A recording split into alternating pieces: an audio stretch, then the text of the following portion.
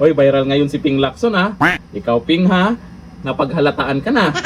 Akalain mo ha, ang sabi daw ni Pinky, basta sabi naman nag-comment kasi Pinky.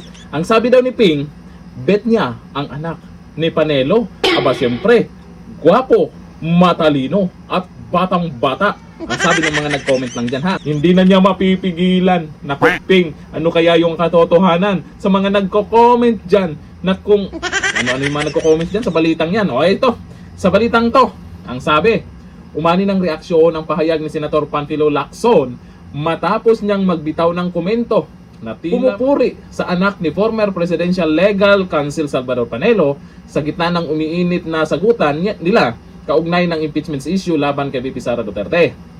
Sa isang panayam, diretsahan at may halong patutsada ang naging pahayag ni Lacson.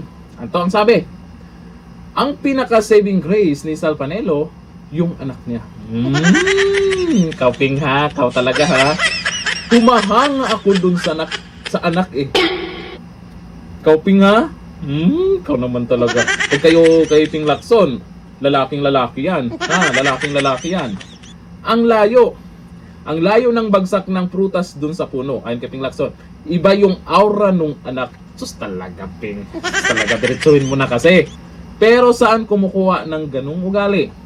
Ang naturang pahayag ay tila naghahambing ng senador sa ugali ng pananaw ng magama na agad nitong sentro ng diskusyon online.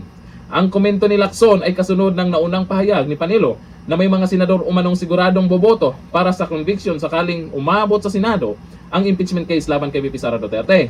Mariin itong tinutulan ni Lacson na iginiit na hindi dapat pinangunahan ang magiging desisyon ng Senado. Ayun po yan sa balitang to.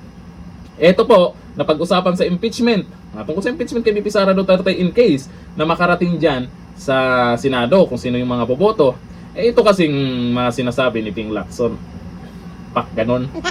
Pak ganon.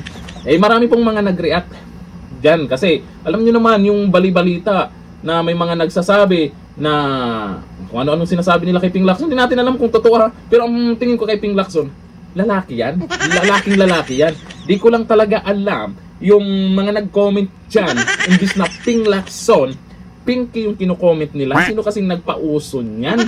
Lalaking lalaki yan. Halata naman. O ayun dito sa mga nag-komento. Basahin natin kung anong komento nila dito sa balitang to na kung saan ay naka-highlights pa dyan. Ping, mas bet ang anak ni Panelo. Anong klaseng bet yan? Siyempre, baka naman sa talino. Mga nag-comment kasi iba dyan, baka kasi mas bata, gwapo.